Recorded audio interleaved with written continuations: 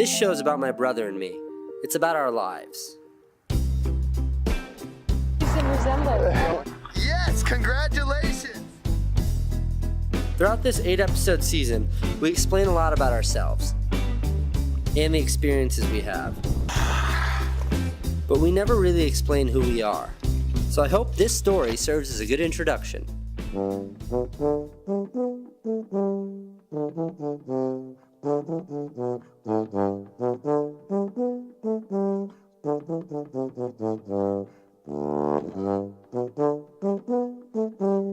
In Jack and the Beanstalk, Jack and his mom own a cow.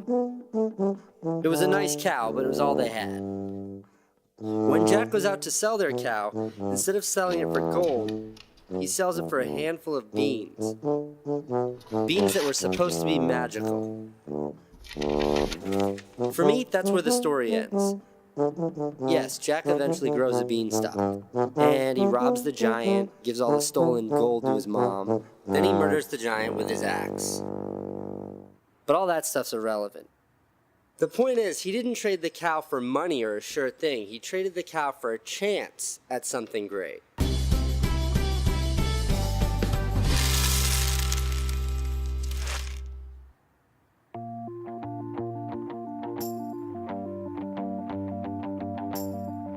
In March of 2000, Van and I took our tax returns and both bought iMac computers. iMac DV computers. The iMac DV was the first home computer that allowed you to edit video. We maxed out our credit cards buying video cameras, and we taught ourselves how to make movies. And our movies brought us all over the world.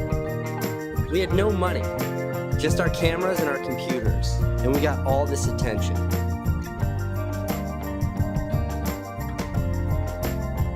Which brought us to Tom.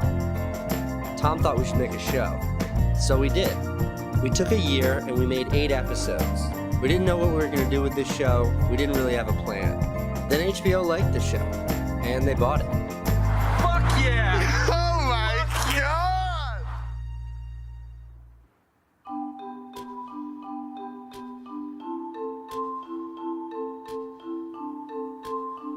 This is a handmade home movie TV show. We shoot it on cameras that you probably shoot your friends and family with. We click them into video mode and go off on our adventures.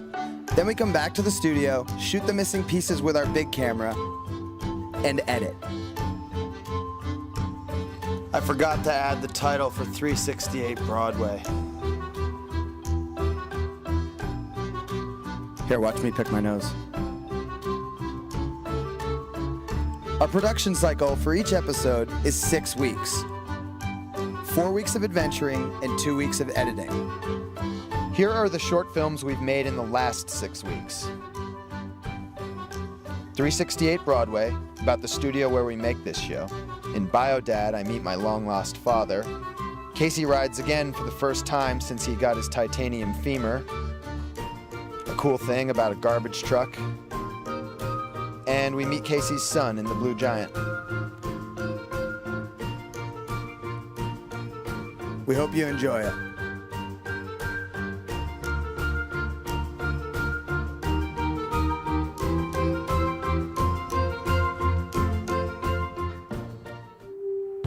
I shared my first bedroom with my brother until I was 12. When I was really young, it seemed huge, but as I got older, it got smaller and smaller.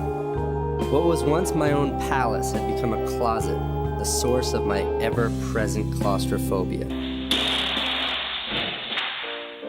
The Neistat Brothers studio is located in downtown Manhattan. For the last 3 years, every project we've made has been done out of our studio on the second floor of 368 Broadway. The studio is a 14 by 18 foot box, and just like my old bedroom, Van and I had grown out of it. A few weeks ago, the super nice lady who never complained about our loud music moved out of her studio, which neighbored ours.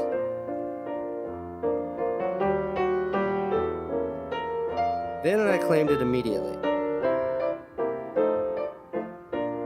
committing ourselves to 12 rent payments, tripling our current rent. We can't really afford it, but we need the space. We had one tool to remove the entire wall currently separating the spaces: the sledgehammer. I am a jack of all trades and a master of none. Please.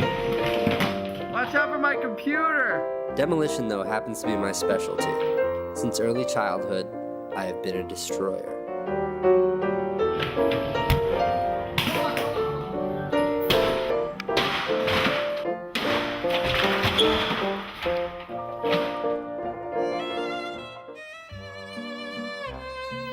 It took 3,400 men 18 months to build the Empire State Building.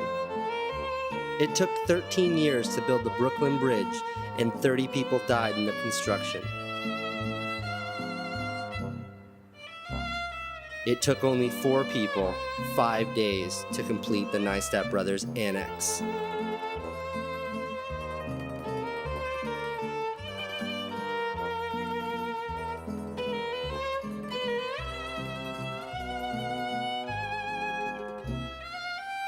"39 feet of custom-built desks, all electrical work, painting, lighting, everything done in 5 24-hour blitzkrieg-style shifts.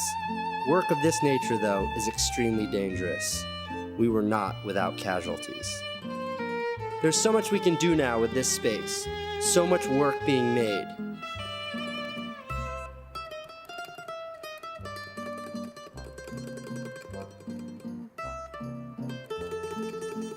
And now, our studio assistant, Oscar, who is also a world-famous acrobatic ski champion, has a place to practice his moves.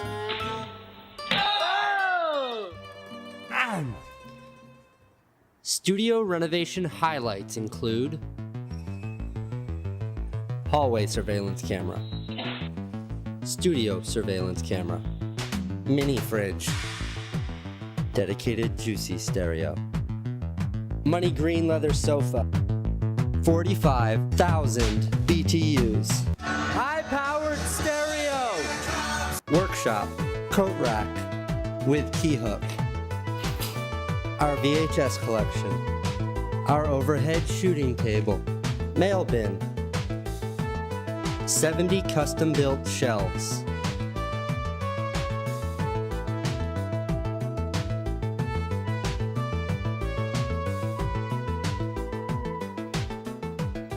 "14 independently wired incandescent lights. Movie theater, photo wall with a portrait of every visitor we've had since the studio was renovated.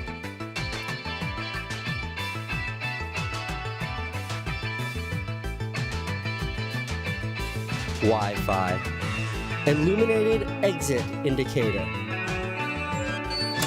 Cadillac of the Skies collage.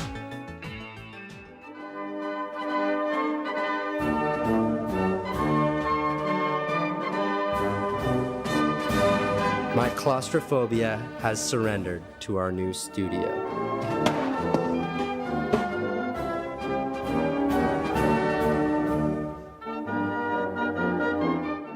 Kankamangus Overlook. Go.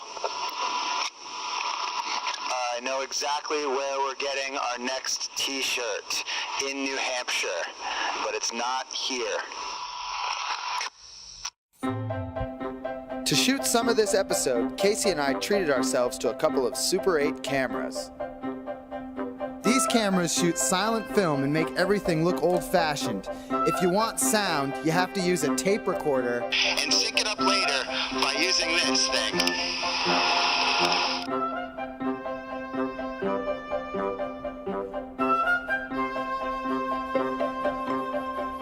I told my wife that we'd be making a Super 8 movie called The T-Shirts of New England, where we'd replace my dwindling t-shirt wardrobe with shirts from each New England state.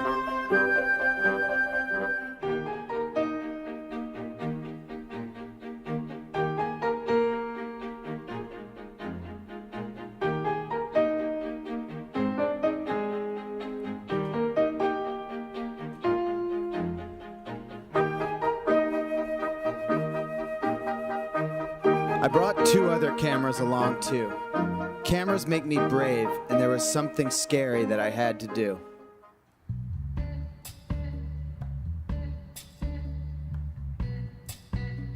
Some people, when they meet Casey and me, say that we don't look like brothers. People shouldn't say that because it's rude.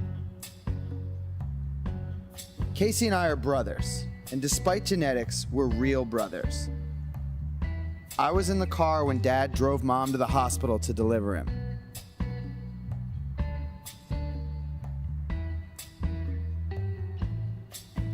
That's my dad, taking a dump. And despite genetics, he's my real dad. It even says so on my birth certificate.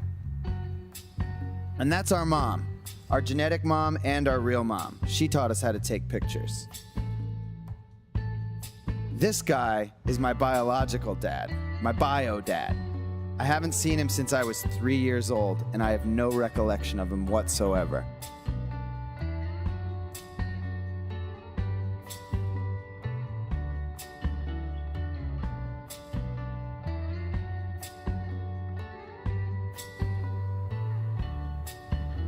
With my wife by my side, I finally had enough guts to ride to Maine and track him down. He had no idea I was coming. All right, lay it on me, man. My name's Van, and this movie's called Boy Named Van. And my biological father works in this place right here. And I've never met him, and I'm 32 years old, and I'm gonna go in there right now and introduce myself. The main motivation is because my whole life people have been like, how come you don't meet him? How come you don't meet him? You know, you have to meet him. And I thought to myself, why?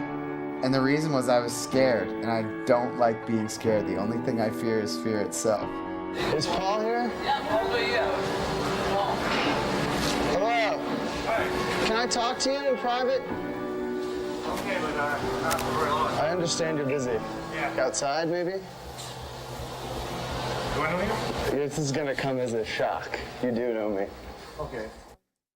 I think I always just in my head said the girl I marry will be the one that goes with me.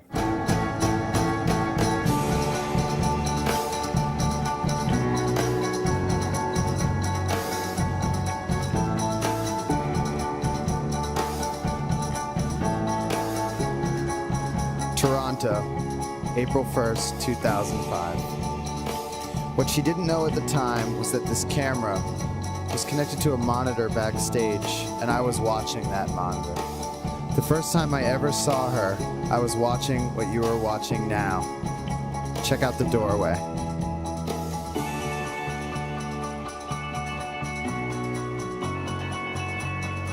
I spent the night, and in the morning she took this picture of me.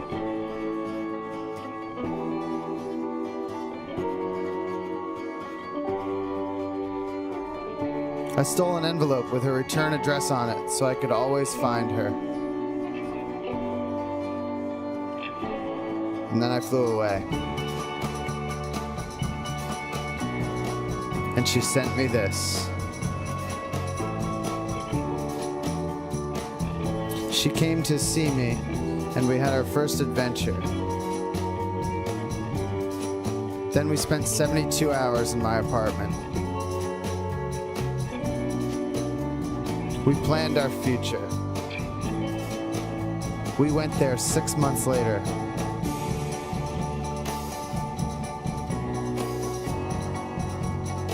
That's me in Connecticut when I was 13. And in New Hampshire at 15. And Maine the same year.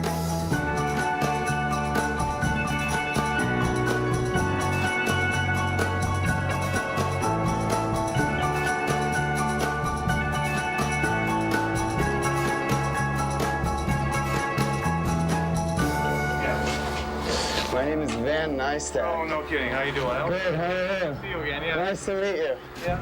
And I just wanted to come and meet you before, you know, I don't know. Yeah, before I'm 32 years old, yeah, and I just think it's something I had to do. 3, so. Well, I'm doing really well. Good. And I'd like to thank you for my wife. I have a fantastic, would you like to meet my I wife? did as best as I could, so that I wouldn't. Oh, I understand. I think everyone did the right thing, concerned. Yeah, I think so too. Chris, this is Paul.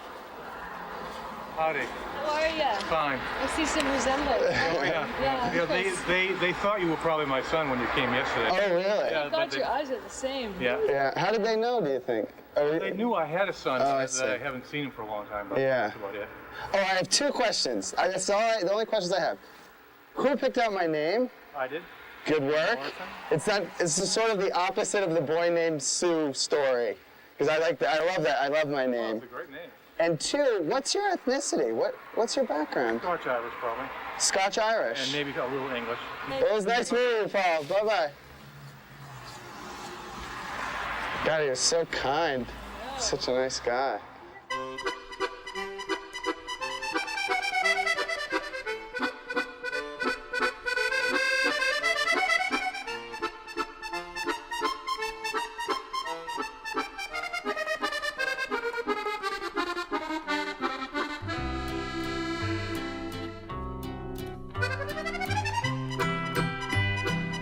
There's really only one book about movies that I like, and it's a book of ideas, not facts. They're ideas you can build an entire film around. It's written by one of the greatest filmmakers ever. And there's an idea in there that I just love. And it goes like this, I'm quoting. All the dragons in our lives are perhaps princesses, expecting us to be handsome and brave. All the terrifying things are perhaps nothing but helpless things, waiting for us to help them.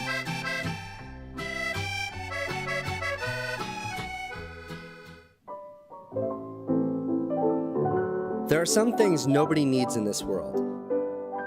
And a bright red hunchback warp speed 900cc cafe racer is one of them. But I have one anyways. And on some days I actually believe I need it. That's why it's so dangerous. I got my motorbike back this week, and for the first time since 2 wheels tried to kill me, I climbed on. With flashbacks of my spiral fractured femur, I started the engine. A blood-curdling rush came over my body. This is the curse of speed that has plagued me all my life. On my tombstone they will carve, "It never got fast enough for me."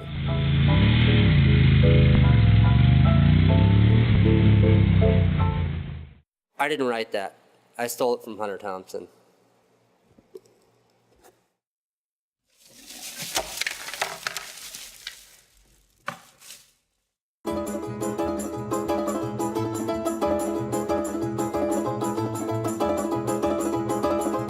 A cool thing.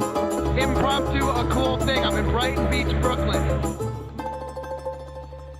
This is their garbage truck. Watch.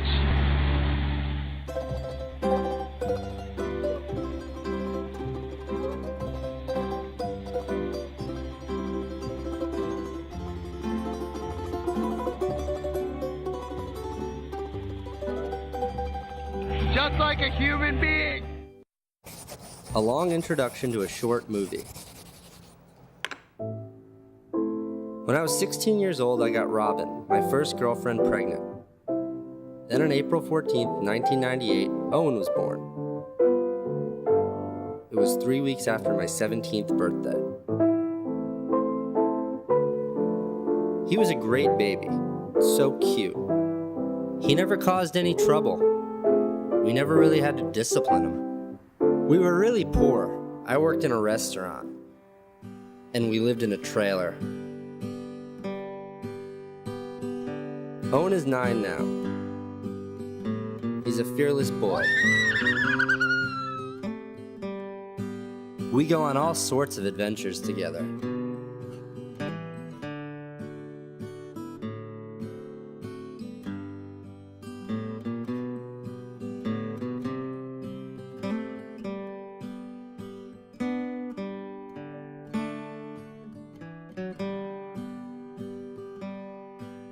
This year for Father's Day, Owen made me a card that says, "Daddy, when I grow up, I want to be like you. I want to make movies." So naturally, when he called me this week with a movie idea, I knew we had to make it right away. This is a movie about a boat. Okay, so you want to make a movie about a cruise ship wherein a gigantic blue monster crushes the ship and kills all the people on board? Yep. That sounds totally awesome.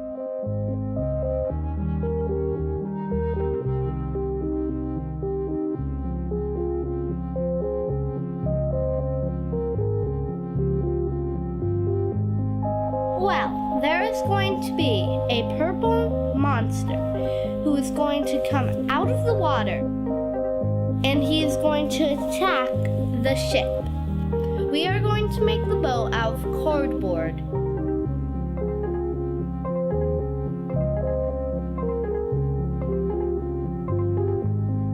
And who's gonna play the monster? My dad. We are going to dye him purple in the bathtub. It's not working. Owen took this project very seriously.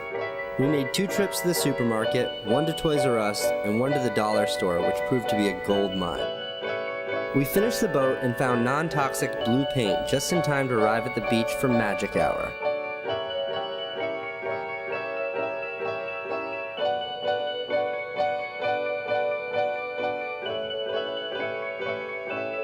The boy was a natural. We got straight to work. So I hope you all enjoy the movie. It's going to be very much fun to us, and I hope it will be fun to watch it.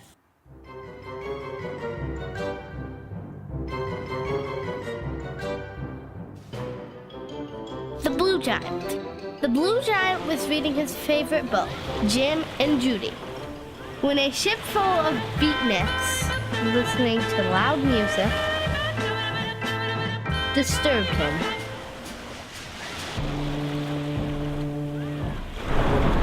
Giant got angry and burned them with his magic powers. Everyone on board died. Most drowned. The rest were eaten. And the giant, once again, was able to read Jim and Judy in peace. The end. A movie by Owen.